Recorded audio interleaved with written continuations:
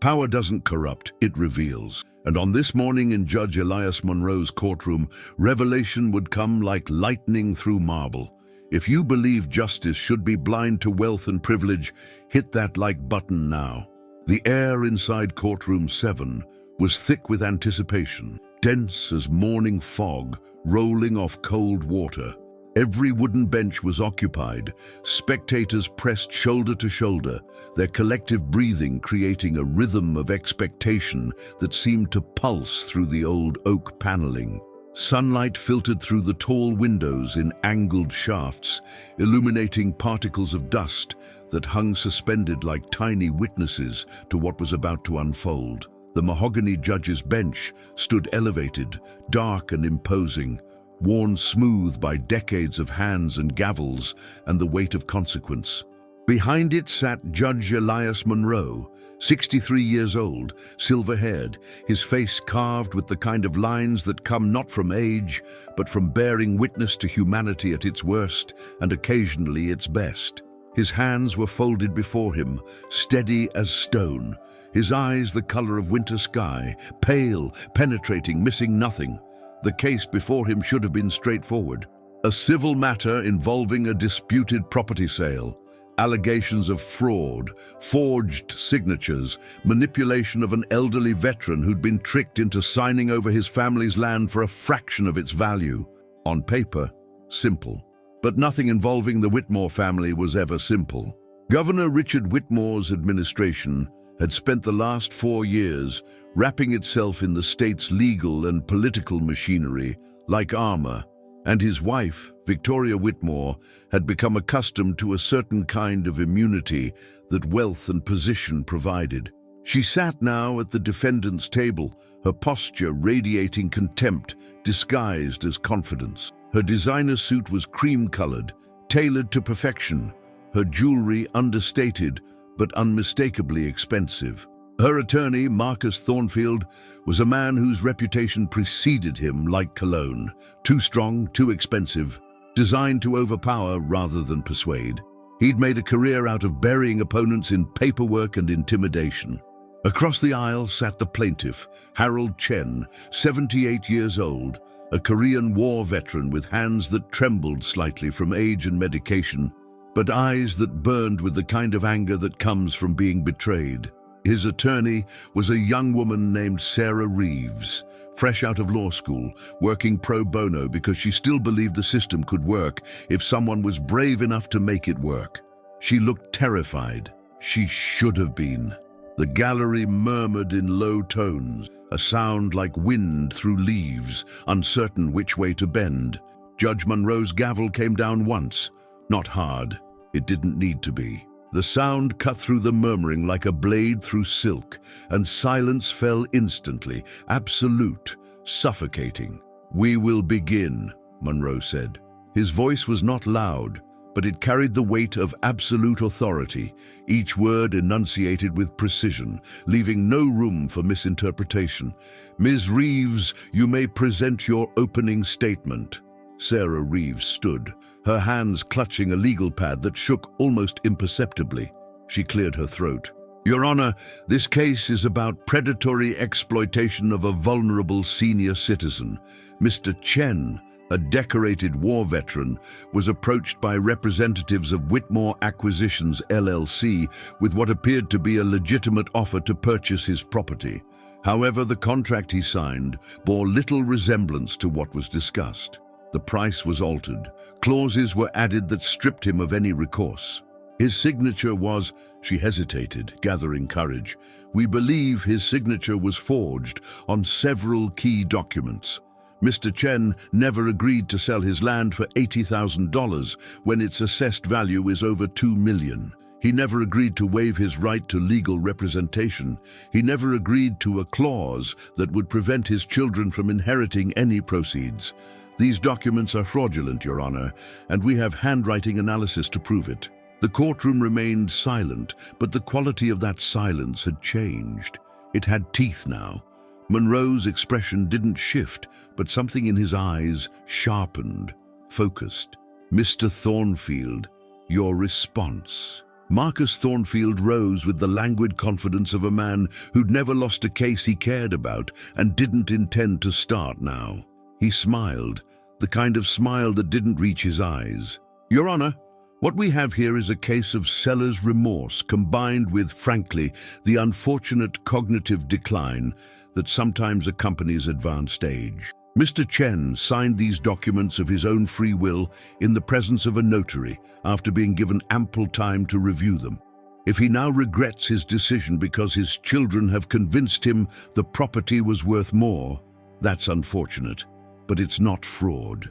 My client, Mrs. Whitmore, acting through her company, engaged in a completely legitimate business transaction. The accusations being leveled here are not just unfounded, they're defamatory. We will be seeking sanctions against opposing counsel for bringing such baseless claims before this court." Victoria Whitmore nodded slightly, her expression one of patient suffering, as if she were the victim of some terrible misunderstanding. She'd perfected that look. Monroe's gaze moved to her, held for 3 seconds that felt like 3 minutes, then returned to Thornfield. "Noted. Ms. Reeves, call your first witness." The next hour unfolded in methodical fashion. Sarah Reeves called Harold Chen to the stand, and the old veteran testified in a voice that cracked with emotion but never wavered in detail. He described the meeting, the pressure, the confusion, the way the numbers seemed to change every time he asked a question. He described how his arthritis made signing documents painful, how he'd asked to take the contract home to show his daughter, how he'd been told that wasn't possible, that the offer would expire, that other buyers were waiting. Thornfield's cross-examination was brutal, insinuating memory problems, financial desperation, family manipulation. Harold Chen took it all, his jaw set, his hands gripping the witness box railing until his knuckles went white. Next came the handwriting expert, a woman named Dr. Patricia Moss, who'd spent 30 years analyzing documents for the FBI. She projected images of Chen's known signatures beside the signatures on the contested documents. The differences were stark: pressure points, stroke angles, the formation of certain letters. "In my professional opinion," Dr. Moss stated clearly, "these signatures were not made by the same hand. The contested documents show clear signs of simulation, someone attempting to replicate Mr. Chen's signature, but lacking the unconscious muscle memory that creates authentic handwriting. I would testify to this with 95% certainty." The courtroom stirred. Real movement now, not just nervous energy. Whispers started and stopped as Monroe's gaze swept the gallery. Thornfield objected, questioned credentials, suggested bias, but Dr. Moss was unshakable. When she stepped down, the atmosphere in the courtroom had shifted. What had seemed like a desperate old man's fantasy was beginning to look like something else entirely, something criminal. Thornfield stood again. "Your Honor, we'd like to call our primary witness, Mrs. Victoria Whitmore." Victoria rose with practiced grace, smoothing her skirt, walking to the witness stand as if she were approaching a podium to accept an award. She was sworn in, sat, arranged herself, and waited. Thornfield walked her through the transaction, the legitimate business opportunity, the fair market analysis they'd conducted, the proper legal procedures followed. Victoria's voice was smooth, cultured, tinged with just enough sympathy to seem human. "We truly believed we were offering Mr. Chen a fair price for property he no longer wished to maintain. If there's been any misunderstanding, I'm deeply sorry, but I assure this court that everything was done properly and legally." Sarah Reeves's cross-examination was tentative at first, but as she went through the timeline, the discrepancies began to pile up. Why had the notary been someone on Whitmore Acquisitions' payroll? Why had the final sale price been different from the initial offer? Why had there been 3 different versions of the contract? Victoria's answers became clipped, defensive. Her composure started showing hairline cracks. Then Sarah asked the question that changed everything. "Mrs. Whitmore, were you aware that your company has purchased 17 properties in the past 2 years using similar contracts? Elderly owners, prices well below market value, signatures that family members later contested?" Thornfield shot to his feet. Objection. Relevance. This case concerns one transaction, not... I'll allow it, Monroe said quietly. Answer the question, Mrs. Whitmore. Victoria's face flushed. I'm not aware of the details of every transaction my company. You're listed as CEO and primary decision-maker on all corporate filings. Sarah pressed, her confidence growing. You sign off on all major acquisitions. Are you telling this court you don't review the contracts? I have people who handle... Yes or no, Mrs. Whitmore? Were you aware of the pattern? Victoria's eyes flashed with something dark and dangerous. The mask slipped. I'm aware that we run a successful business and sometimes people regret their decisions when they realize what they've given up. That's not my problem. The courtroom erupted in murmurs. Monroe's gavel came down twice, harder now. Order! The silence that followed was electric. Sarah Reeves glanced at her notes, took a breath, and made a decision that would either make or destroy her career. Your Honor, I'd like to present new evidence that came to our attention last night. We have recordings, audio recordings, of conversations between Mrs. Whitmore and her associates discussing this case. Thornfield exploded. Your Honor, this is outrageous. We were given no notice of... The recordings were obtained legally, Sarah interrupted, her voice stronger now. They were made by a former employee of Whitmore Acquisitions who became concerned about the company's practices and came forward. We submitted them to the court clerk at 7 this morning with a motion to include them as evidence. Monroe's expression remained neutral, but those pale eyes were laser-focused now. I received that motion. I've reviewed the recordings. Mr. Thornfield, your objection is noted but overruled. Ms. Reeves, you may proceed. Sarah connected her laptop to the courtroom sound system. Her hands were steady now. She pressed play. The audio quality was clear, obviously recorded on a modern device, probably a phone. Victoria Whitmore's voice came through the speakers, unmistakable in its crisp enunciation and barely concealed contempt. Don't care what the old man says now. The documents are signed, and that's what matters. If his family wants to make noise, let them. We have resources they can't match. We'll bury them in legal fees until they give up. That's how this works. A second voice, male, uncertain, but if the signatures are questioned, Victoria's voice, sharp as broken glass. Then we produce the notary who will testify that she watched him sign. She's on payroll. She knows what's expected. And if it goes to court, which it won't, we have Judge Morrison in our pocket. He owes Richard for the appointment. This gets dropped at the preliminary level, and the Chen family gets nothing. The courtroom had gone absolutely silent. Not the silence of anticipation, but the silence of shock, of collective breath held until lungs burned. On the recording, the male voice spoke again. And if it goes to a different judge? Victoria's laugh was cold, dismissive, dripping with arrogance. Then we remind them who we are. We own half the judges in this state. The ones we don't own, we can pressure. Richard's the governor. We have files on everyone who matters. If some small-time judge wants to play hero, we'll destroy their career so thoroughly they'll wish they'd never gone to law school. This is our state. These are our courts. We own this judge, whoever it is. The recording clicked off. For 5 full seconds, nobody moved, nobody breathed. The words hung in the air like poison gas, contaminating everything they touched. Then the courtroom exploded, not in sound, but in movement. People leaning forward, hands covering mouths, eyes wide with the shock of hearing corruption stated so baldly, so casually, with such absolute confidence. Victoria Whitmore had gone pale, her carefully constructed composure shattered like dropped porcelain. Thornfield looked like he'd been punched in the stomach, his mouth opening and closing wordlessly.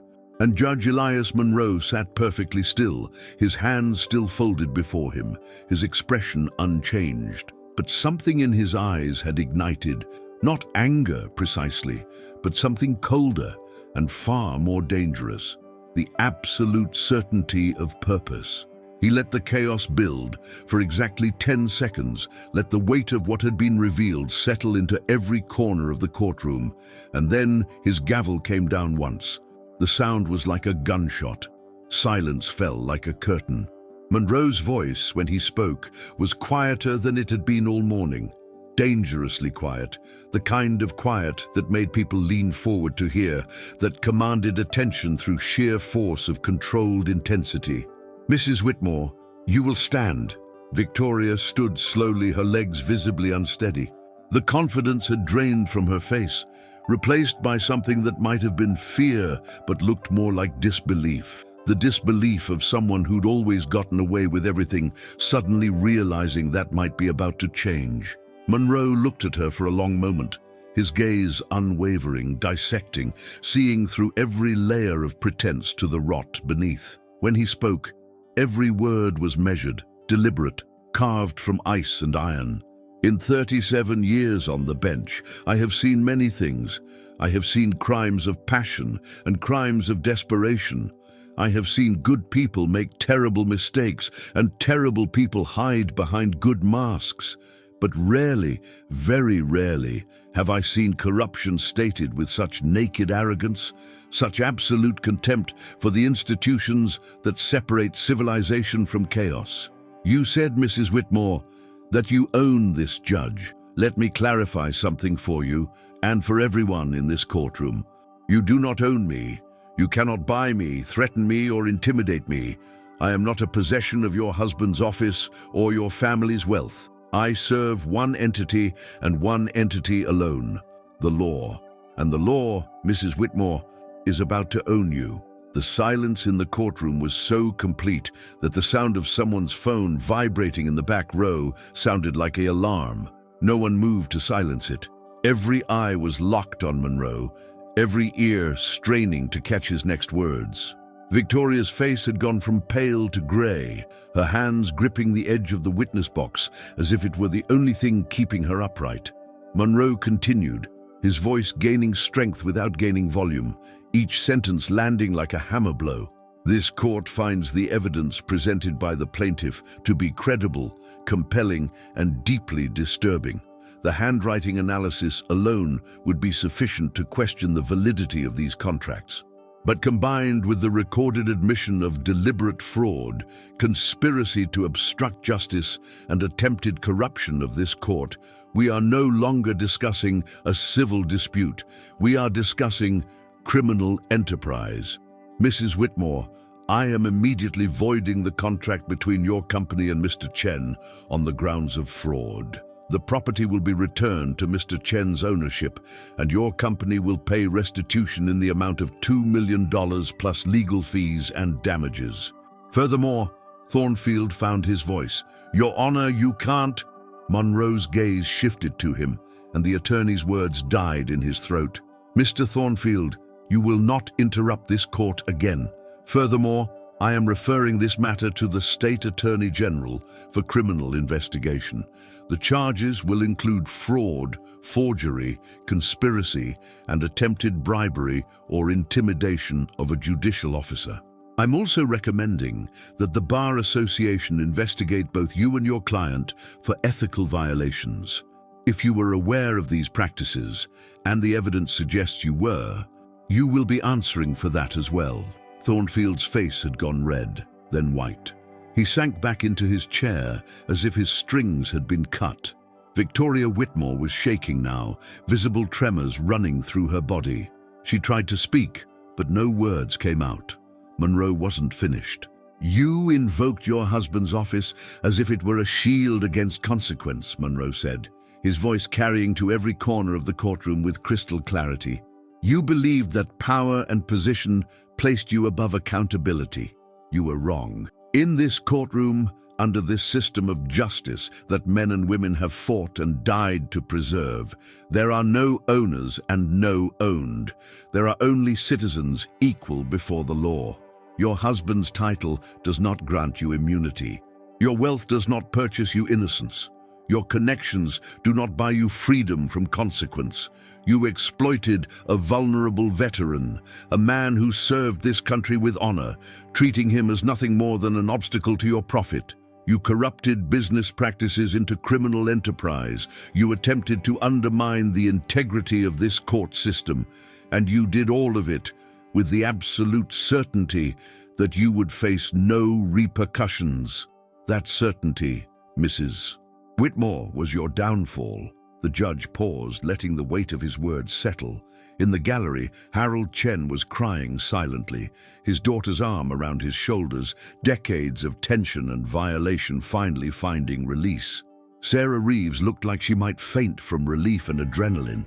The reporters in the back were frantically typing, knowing they were witnessing something that would make headlines not just locally but nationally. Monroe's voice softened slightly, but the steel beneath remained unmistakable.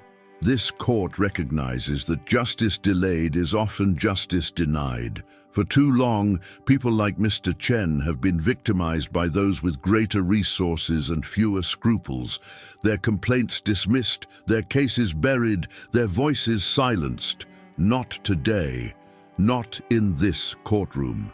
Mr. Chen, you will have your property returned. You will be compensated for your suffering and loss. And you will have the satisfaction of knowing that the system you served and defended has, in the end, served and defended you. He turned back to Victoria Whitmore. You are hereby held in contempt of court for your actions and statements. You will surrender your passport to the bailiff immediately. You are not to leave the state pending the Attorney General's investigation.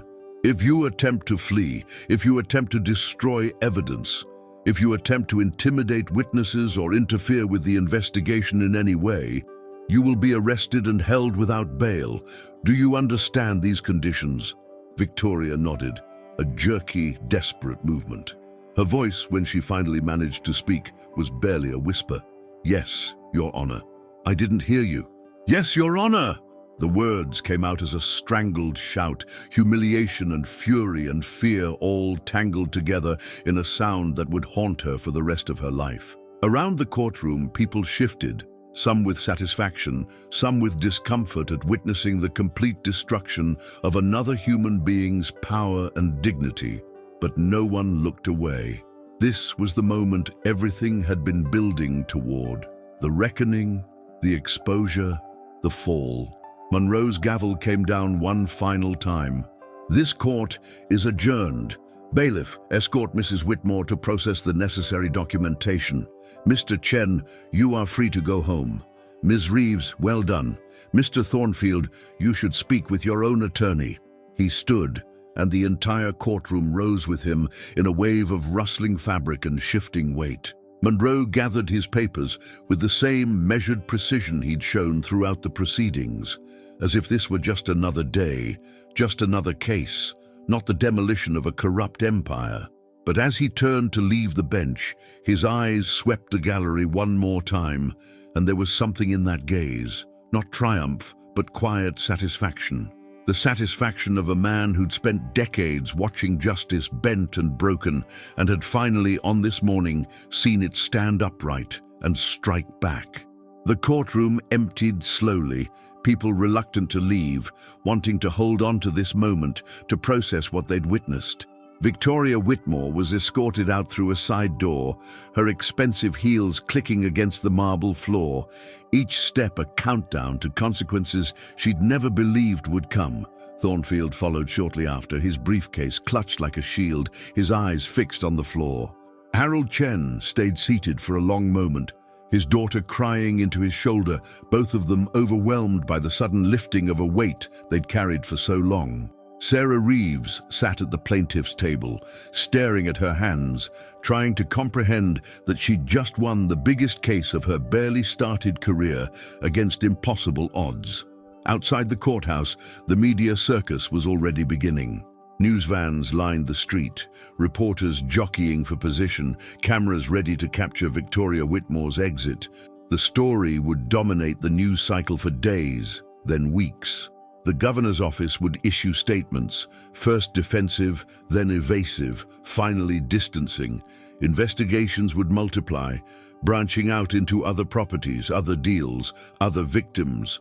Some would lead to prosecutions, others would disappear into political negotiations and sealed settlements. The system would churn on, imperfect and compromised, but occasionally, just occasionally, working exactly as it was designed to. But inside Courtroom 7, as the afternoon light slanted through the tall windows at a different angle now, illuminating the empty benches and the silent witness stand, one truth remained absolute. Judge Elias Monroe had made it clear that some lines could not be crossed without consequence, that some principles could not be purchased at any price, that integrity was not a commodity to be traded, but a foundation upon which everything else must rest or fall. Victoria Whitmore had walked into that courtroom believing she was untouchable. She had left it knowing that no one is. Power reveals character, and on this day, character had won. The law is not a weapon for the powerful to wield against the weak. It is not a tool for the privileged to maintain their privilege. It is not a game where victory goes to whoever can afford the most expensive players.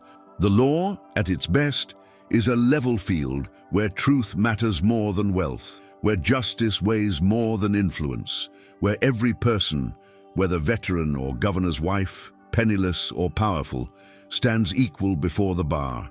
That ideal is often betrayed, frequently compromised, sometimes buried beneath corruption and complexity, but it endures. And when someone like Judge Elias Monroe sits on the bench, when someone like Harold Chen refuses to surrender, when someone like Sarah Reeves believes enough to fight, on those days, in those moments, the ideal becomes real. The system works. Justice is served, and the powerful learn that they do not in fact own anything except the consequences of their actions. If this story reminded you that justice should serve everyone equally, not just those who can afford it, hit that like button right now. Subscribe to this channel because we're bringing you more stories of corruption exposed and accountability delivered. And drop a comment below saying justice for all, or tell us where you're watching from. Let's build a community that believes the powerful should answer for their crimes just like everyone else. Because that's not just a story. That's the way it should be.